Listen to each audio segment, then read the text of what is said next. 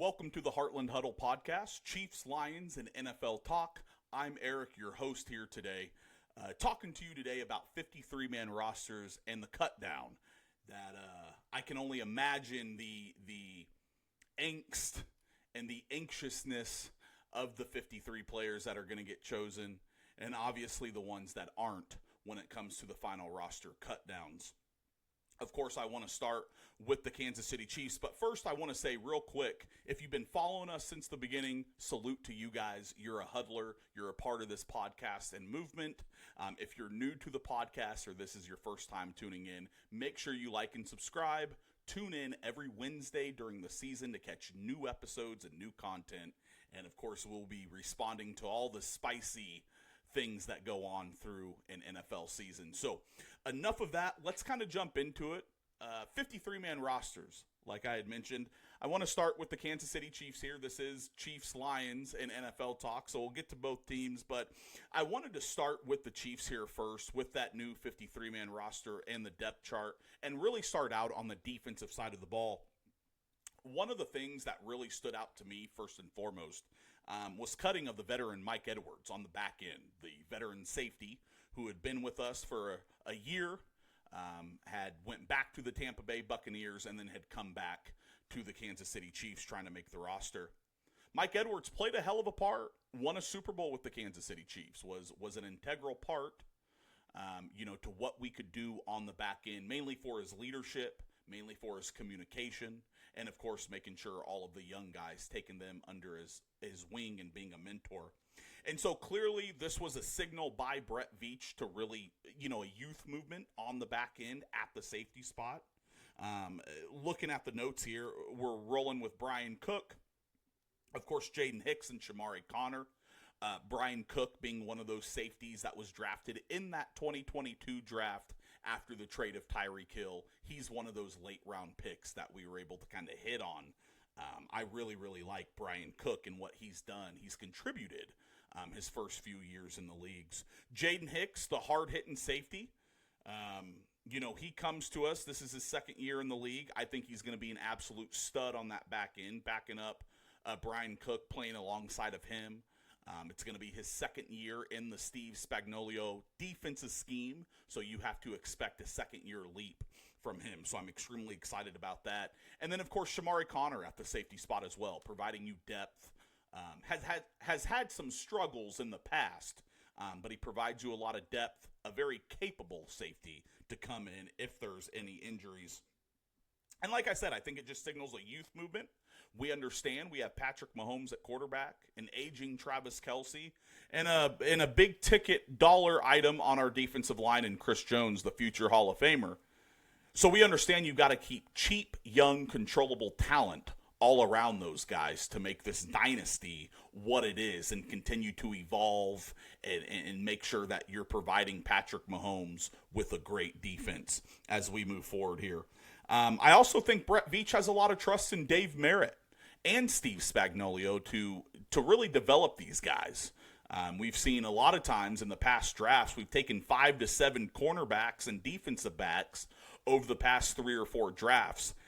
And a lot of them have the same body type. They have a lot of the same physical profiles, that being tall, 6'2", 6'3", lengthy, can run just as fast running backwards as they are running forwards.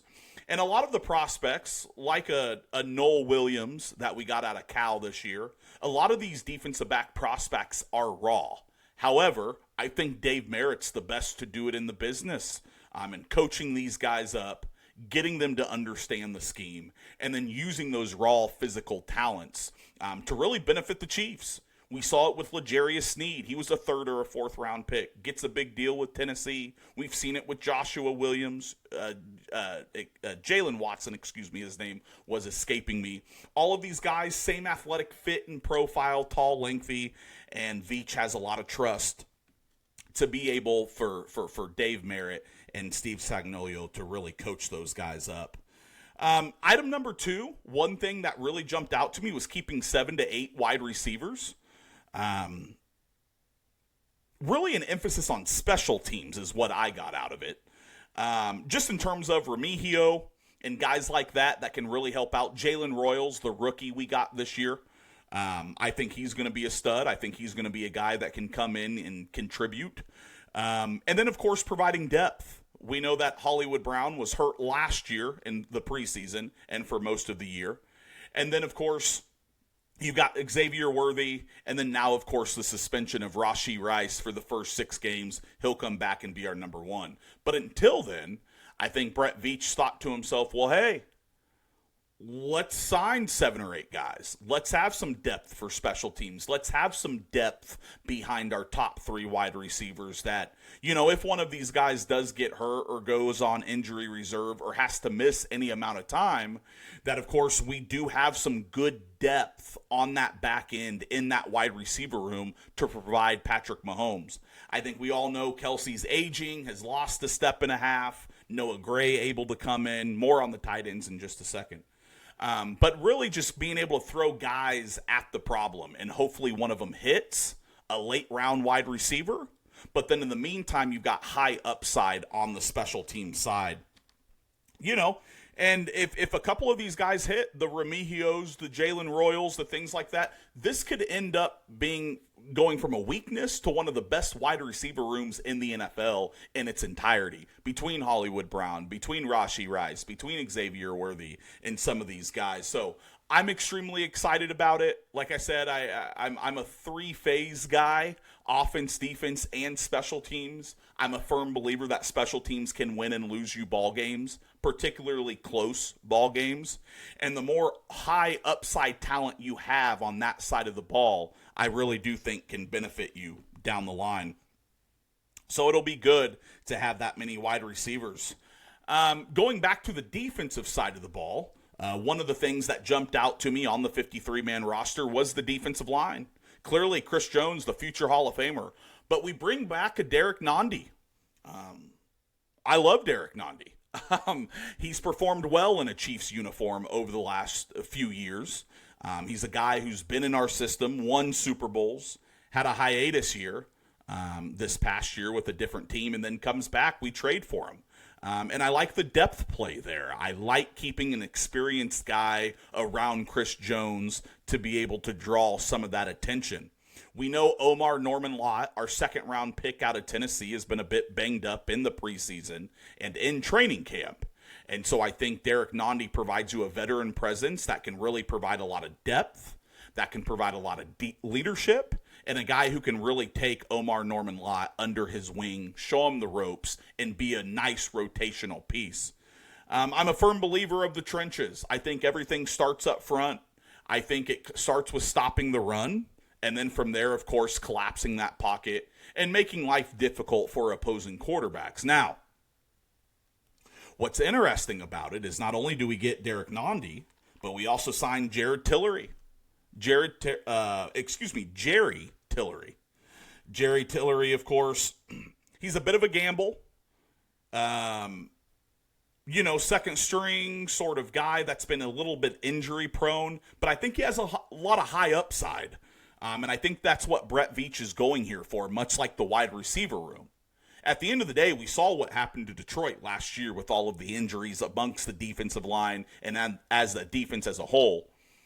And now signing Jerry Tillery along with Nandi, playing those with Omar Norman-Lott, and of course, Chris Jones, you turn a weakness into a positive. And if it does all work out, there's a lot of high upside there. There's a lot of depth and things to like about the defensive line room. I think Veach has taken some calculated risk at the defensive line. You can rotate bodies around Patrick Mahomes, much like those young wide receivers.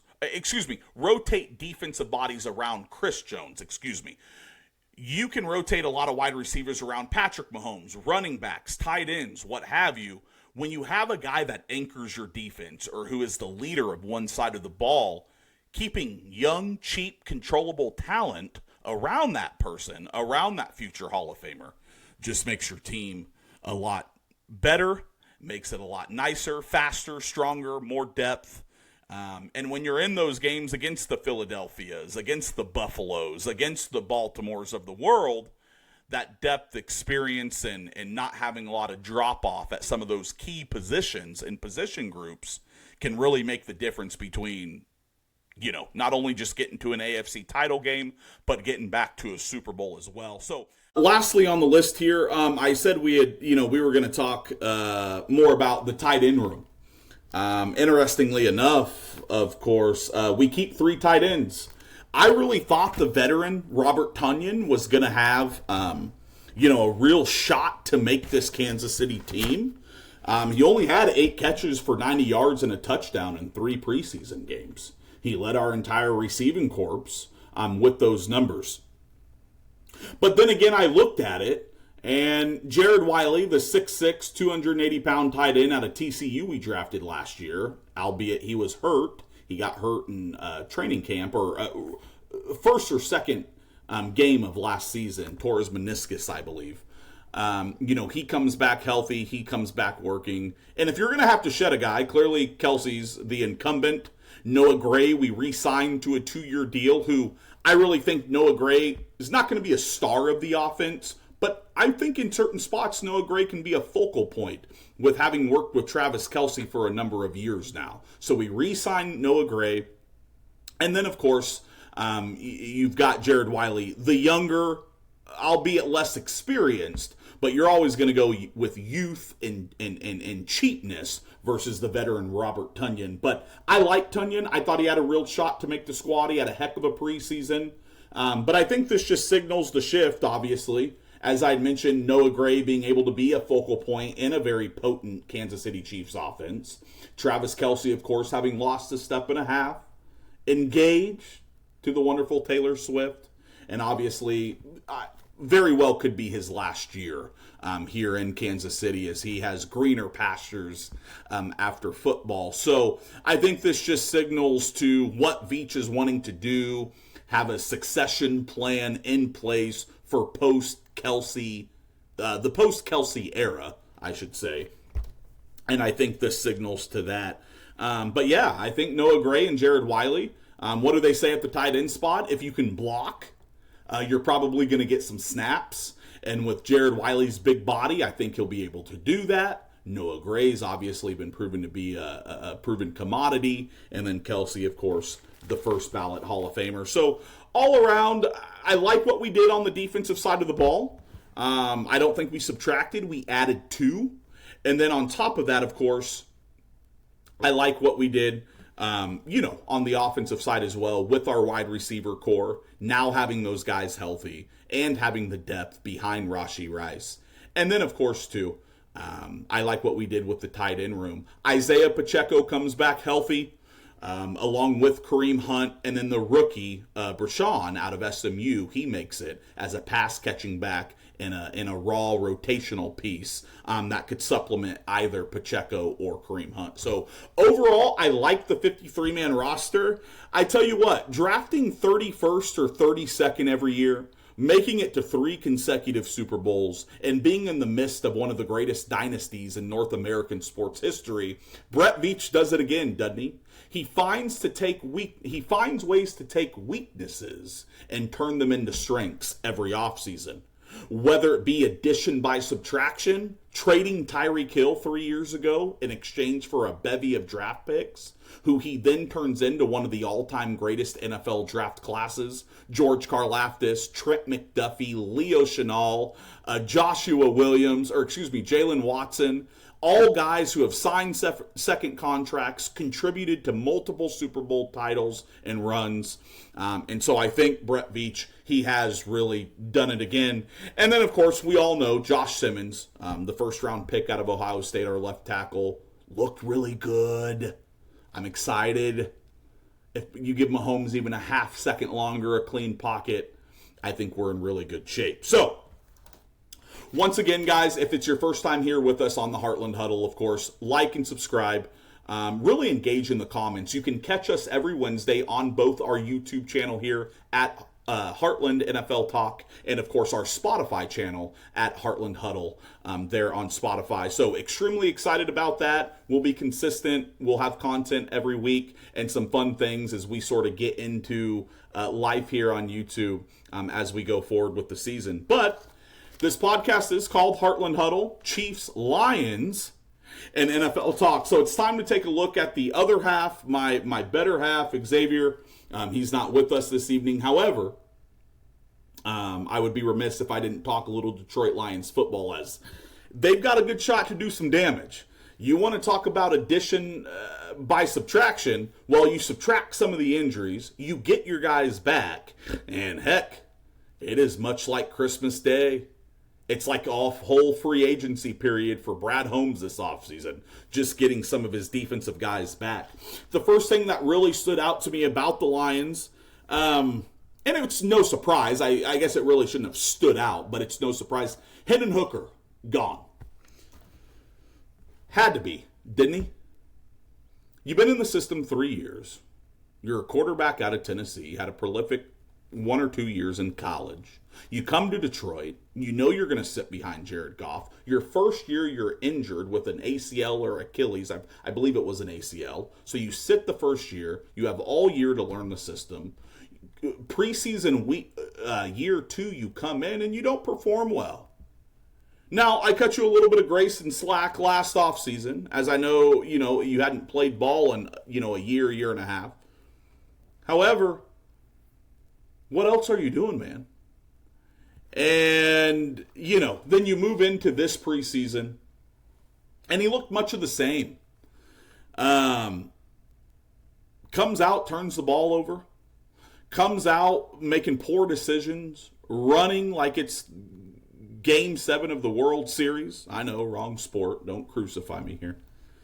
And really just being a crash test dummy, proving that you don't really have a grasp of an offense when you've been in the system for 3 years. You've sat behind Jared Goff. Dan Campbell and the fellas have given you every opportunity to back up the great Jared Goff. And yes, if you've been with us for any amount of time, you know I've had certain takes on Jared Goff. Yes, he is a great quarterback. That might change as this season goes on. However, Hendon Hooker, gone.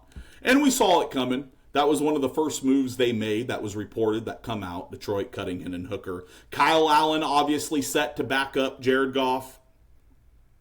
I think, going back to Hendon Hooker for a second, I think I'm paraphrasing here, but Dan Campbell had come and said in the interview, you check notes here, quote unquote, paraphrasing, how much development is left to do?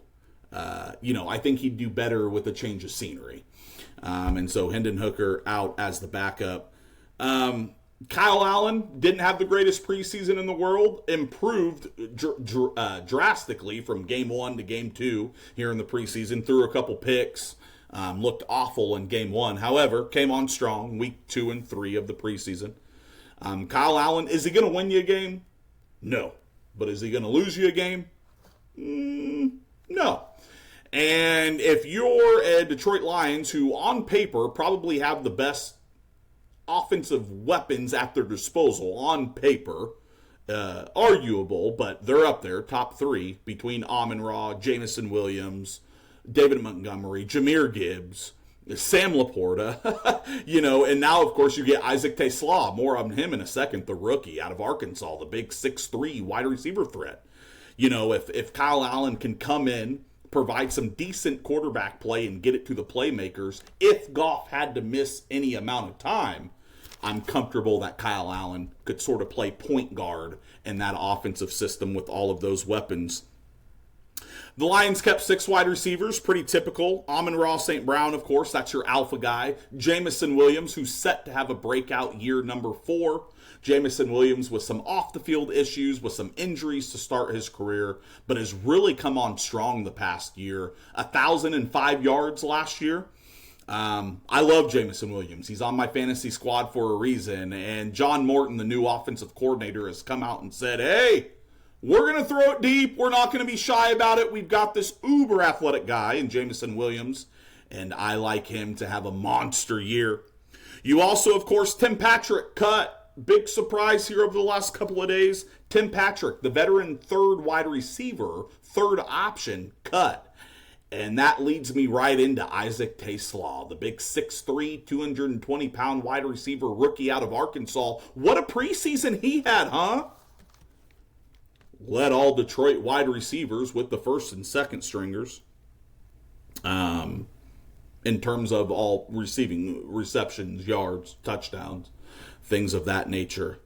I tell you what, thinking about it now, if you're Detroit and your fourth or fifth option is a 6'3 rookie who looks to be dynamic, explosive, and physical, it's a good problem to have if you're a new offensive coordinator in that system, isn't it?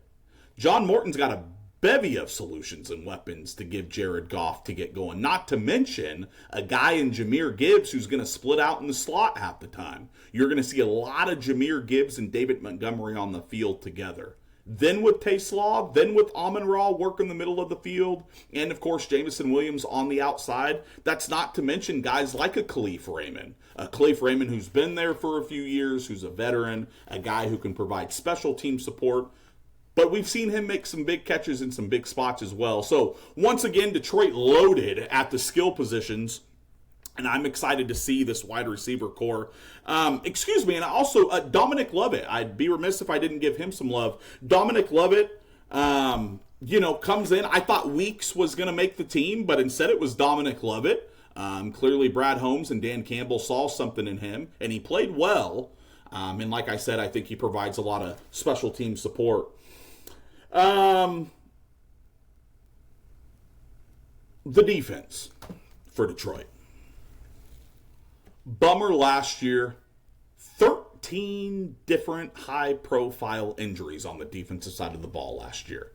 By year's end, in that divisional game, right, against Washington, where they got beat bad, I think Detroit scores 35 points but gives up almost 50. And it was a shame because you just knew that if Detroit had their guys, notably Aiden Hutchinson, that they're not only in that game, but they probably win it and they're playing Philadelphia for a chance to go to the Super Bowl versus 13 high-profile injuries.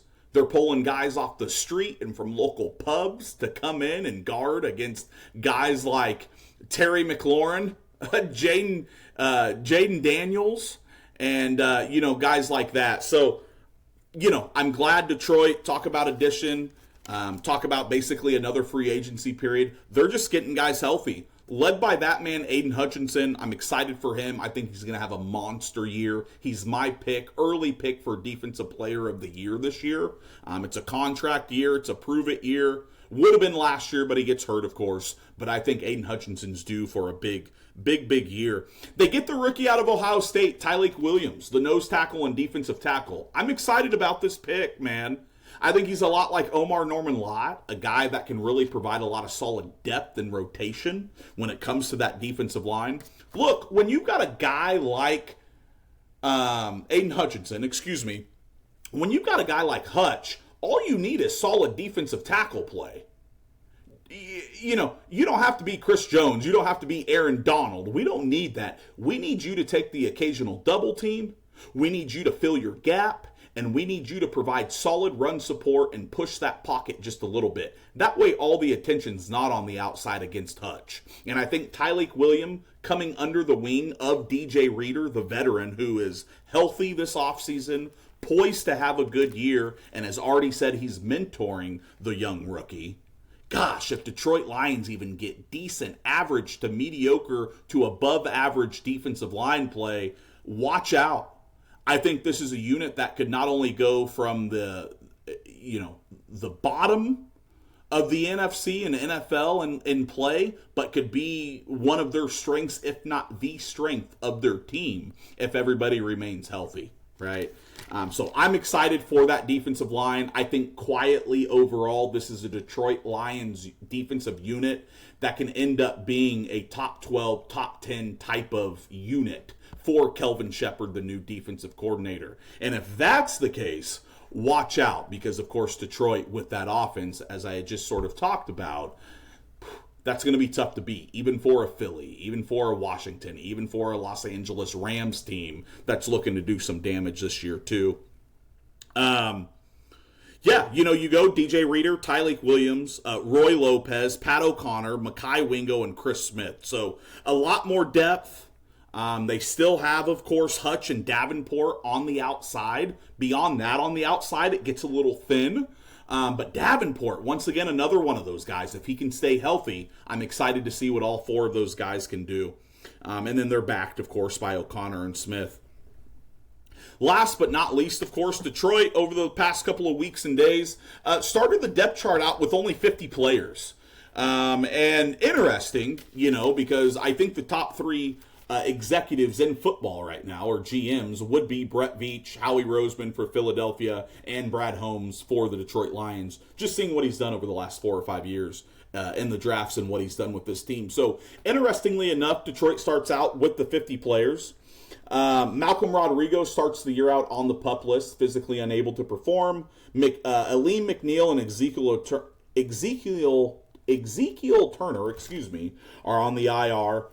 Expect some moves to be made, of course. I think this gives them roster flexibility to add pieces during the season. This gives them opportunities to add guys during the season and not having to give up other roster spots, cut guys, and things of that nature. So I think there's a lot of guys Detroit and Brad Holmes like. Currently, right now, they're just not available, of course, to really sort of play. I think it kind of speaks to Holmes' mindset. Build for the now, but leave room to negotiate or navigate injuries. This is a patient roster construction approach, and for that, I really, really like it. And so overall, once again, I think Detroit has a hell of a shot to win a Super Bowl this year. Not just make it, but win it, barring any crazy health concerns, injuries, and things of that nature. Of course, Detroit, Sean McDermott comes out and says it's impossible. It's not going to happen. It's so hard to go to 4 straight Super Bowls, albeit it is. But, of course, the Chiefs are already 3/4 of the way there. So I really like the Chiefs' chances in the AFC.